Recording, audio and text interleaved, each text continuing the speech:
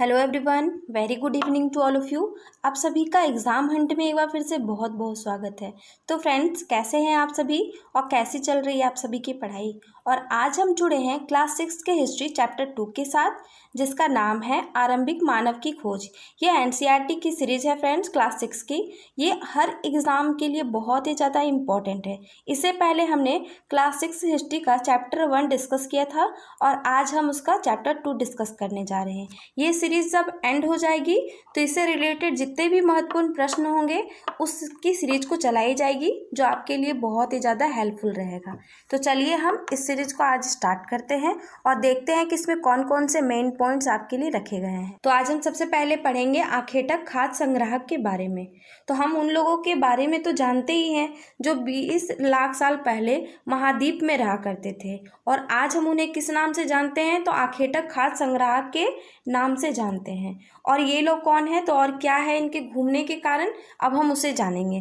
तो आखेटक खाद्य संग्राहक लोग घूमते रहने के कारणों में सबसे पहला कारण क्या था, तो सबसे पहला कारण था कि अगर वो एक ही जगह पर ज़्यादा दिनों तक रहते तो आसपास के पौधों, फलों और जानवरों को खाकर समाप्त कर देते थे।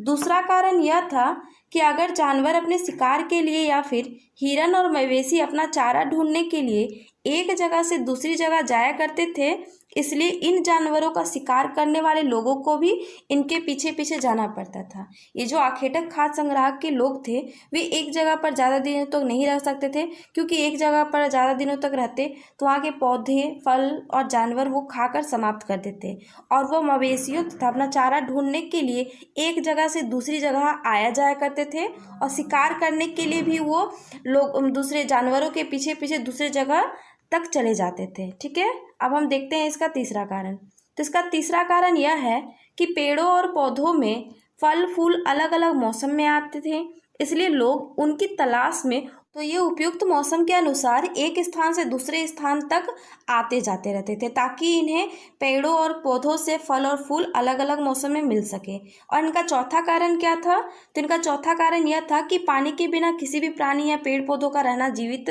संभव नहीं है। मीन्स जल ही तो जीवन है, अगर जल ही ना हो तो जीवन कैसे रहेगा। तो पानी और झीलों और झरनों की तलाश में यह एक स्थान से दूसरे स्थान तक भटकते रहते थे, क्योंकि कभी कभी ऐसा होता था ना कि एक स्थान में झीलें झरने सूख जाती थी, जिसके वजह से इनको एक जगह से दूसरे जगह पर जाना पड़ता था, इसलिए वो पानी की तलाश में इधर उधर घूमते रहते थे।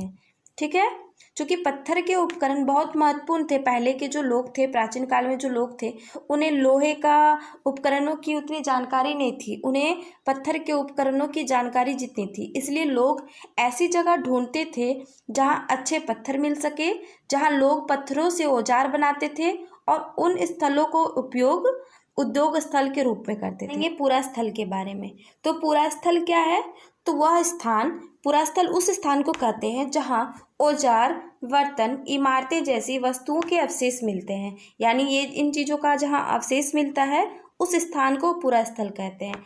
ऐसी वस्तुओं का निर्माण लोगों ने अपने काम के लिए किया था और बाद में वे उन्हें वहीं छोड़ गए थे। ये जो प्राचीन काल के लोग थे, उन लोगों को पहले ज़्यादा चीज़ों की तो जानकारी नहीं थी, इसी के लिए वो क्या करते थे, पत्थर से बने औजारों, बर्तनों और इमारतों जैसी वस्तुओं का प्रयोग करते थे, इमारतों में रहते थे, और उन्हीं के अवशेष जिन जगहों से मिले हैं उन जगहों को क्या कहते हैं, तो पूरा स्थल कहते हैं।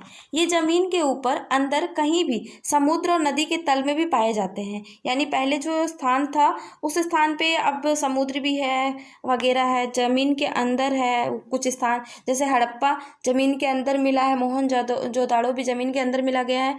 तो इसी तरह के स्थानों में पूरा स्थल भी है। ठीक है, जो ज़मीन के अंदर मिले हैं और वहाँ से औजार, बर्तन, इमारतें जैसे वस्तुओं की अवशेष मिली है। ओके, अब हम बढ़ते हैं आगे के बिंदुओं की ओर। तो पाषाण उपकरणों की निर्माण की तकनीकें, अब इन तकनीकों के बारे में हम जानेंगे। तो सबसे पहला तकनीकी था पत्थरों से पत्थर को टकराना। यानी पहले के जो लोग थे, प्राचीन काल के जो लोग थे, आदि मानव वगैरह जो लोग थे, वो क्या करते थे, पत्थर को पत्थर से टकराते थे और चिंगारी निकलती थी जिससे वो आग लगाकर आग मतलब जलाते थे। तो ये क्या करते थे, तो आघात करने वाले पत्थर से दूसरे पत्थर पर तब तक शल्य निकाले जाते थे जब तक वांछित आकार वाला उपकरण ना बन जाए। ये लोग क्या करते थे, पहले पत्थर से पत्थर को टकराकर आग निकालते थे, पत्थर से पत्थर को मार मार के अपना औजार भी बनाते थे। उसके बाद है दूसरा दबाव शल्य तकनीकी। तो इसमें क्या था, तो इसमें क्रोड एक स्थिर सतह पर टिकाया जाता था और इस क्रोड पर हड्डी या पत्थर रखकर उस पर हथौड़ी नुमा पत्थर से शल्य निकाले जाते थे जिनसे वांछित उपकरण बनाए जाते थे। यानी दबाव शल्य तकनीकी से भी औजारों को बनाया जाता था। ठीक है, अब बढ़ते हैं हम अपने आगे के बिंदुओं को। तो अब है हमारे कि आग की खोज कैसे हुई और कहाँ हुई।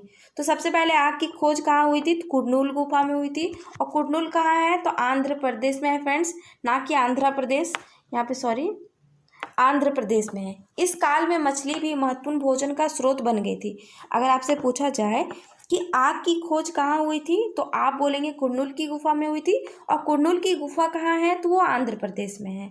अब हम देखते हैं कुछ महत्वपूर्ण नाम और तिथियों के बारे में। तो आरंभिक काल, इसे पुरापाषाण काल भी कहते हैं। ये जो आरंभिक काल है, तो इसे क्या कहते हैं, तो इसे पुरापाषाण काल भी कहते हैं। यह नाम पूरा स्थलों से प्राप्त पत्थरों के औजारों के महत्वता को बताता है। पुरापाषाण काल 20 लाख साल पहले से 12,000 साल पहले के दौरान माना जाता है और इस काल को भी 3 भागों में बांटा गया है। इस काल को कितने भागों में बांटा गया है फ्रेंड्स, तो इस काल को भी 3 भागों में बांटा गया है। तो चलिए अब हम देखते हैं कि कौन कौन से भाग थे। तो पहला था आरंभिक काल, 20 लाख साल से 12,000 साल तक मानव इतिहास की लगभग 99% घटनाएं इसी दौरान हुई थी। यानी आरंभिक काल के दौरान ही इतिहास की लगभग 99% घटनाएं घट चुकी थी। अब है मध्य पाषाण काल, जिस काल में हमें पर्यावरणीय बदलाव मिलते हैं उसे मेसोलिथ यानी मध्य पाषाण युग कहते हैं। इसका समय लगभग 12,000 साल पहले से लेकर 10,000 साल पहले तक माना गया है और इस काल के पाषाण औजार आमतौर पर छोटे होते थे। इन्हें मैक्रोलिथ यानी लघु पाषाण कहा जाता था। इस वक्त के जो औजार थे वो छोटे होते थे ना, इसी की वजह से इन्हें लघु यानी मैक्रोलिथ पाषाण कहा जाता था। ठीक है, अब हम बढ़ते हैं नेक्स्ट की ओर। तो प्राय इन औजारों में हड्डियों और लकड़ियों के मुट्ठे लगे हसिया और आरी जैसे औजार मिलते थे। ये जो लघु पाषाण काल था, तो इस वक्त क्या था, तो इस वक्त जो औजार मिले उसमें हड्डियों में और लकड़ियों में मुट्ठे लगे हसिया और आरी जैसे औजार मिलते थे। साथ साथ पुरापाषाण युग वाले औजार भी इस दौरान बनाए जा रहे थे। अब है नेक्स्ट नवपाषाण युग, यानी नवपाषाण युग को उत्तरपाषाण युग भी कहते हैं। इसकी शुरुआत लगभग 10,000 साल पहले से होती है। इसे नवपाषाण युग भी कहा जाता है। ठीक है फ्रेंड्स, अब हम बढ़ते हैं नेक्स्ट बिंदु की ओर। तो हमारा नेक्स्ट बिंदु है शैलचित्र कला। ये शैलचित्र कला कहाँ है और क्या है, तो मध्य प्रदेश और दक्षिण उत्तर प्रदेश की गुफाओं से शैलचित्र मिले हैं। इसमें जंगली जानवरों की बड़ी कुशलता और सजीव से चित्रण किया गया है। ये जो शैल चित्रकला है, इसमें किसके बारे में चित्रण किया गया है, तो जंगली जानवरों और सजीव बड़ी कुशलता के साथ सजीव चित्रण किया गया है। अब भारत में शुतुरमुर्ग, ये जो शुतुरमुर्ग है ये कहाँ से प्राप्त हुआ है, तो सर्वप्रथम शुतुरमुर्ग के अंडे महाराष्ट्र के पटने से प्राप्त हुआ है। ठीक है फ्रेंड्स, तो भारत में पुरापाषाण युग के दौरान शुतुरमुर्ग होते थे, यानी जो पुरापाषाण काल था उस वक्त शुतुरमुर्ग होते थे। और महाराष्ट्र के पटने पूरा स्थल में शुतुरमुर्ग के अंडों के अवशेष मिले हैं। इनके कुछ छिलकों पर चित्रांकन भी मिली है और इन अंडों से मनके भी बनाए जाते हैं। यानी पहले के जो लोग थे, प्राचीन काल के लोग यानी पुरापाषाण काल के जो लोग थे, वे क्या करते थे, शुतुरमुर्ग का अंडा तो वैसे ही बड़ा होता है फ्रेंड्स, तो उसी में वो अपनी चित्रकला भी कर लेते थे। ठीक है, और इन अंडों के से मनके भी बनाए जाते थे। तो आज की सीरीज आपको कैसी लगी? आज की सीरीज में इतने ही महत्वपूर्ण बिंदु थे फ्रेंड्स। कल हम मिलेंगे एक नए चैप्टर्स के साथ। और अगर आपको आज की सीरीज अच्छी लगी हो तो हमारे चैनल को सब्सक्राइब करें, बेल आइकन को प्रेस करें, फिर वीडियो को लाइक करें, कमेंट करें और अपने दोस्तों के साथ शेयर करना बिल्कुल भी ना भूलें। और अगर आप हमारे सोशल मीडिया हैंडल से नहीं जुड़े हैं तो इससे जुड़ने के लिए आप हमारे टेलीग्राम, फेसबुक, इंस्टाग्राम पेज को फॉलो कर सकते हैं। यहाँ से आपको daily hand written notes provide कराए जाते हैं जो आपके एग्ज़ाम के लिए बहुत ही ज़्यादा हेल्पफुल होते हैं। आपको इंस्टाग्राम से हमेशा ट्रिक की वीडियोस मिलेंगी जो आपके लिए बहुत ही ज़्यादा इंपॉर्टेंट होती है फ्रेंड्स। तो चलिए फ्रेंड्स, आपका हमारे साथ जुड़े रहने के लिए बहुत बहुत धन्यवाद। Thank you friends, thank you for watching.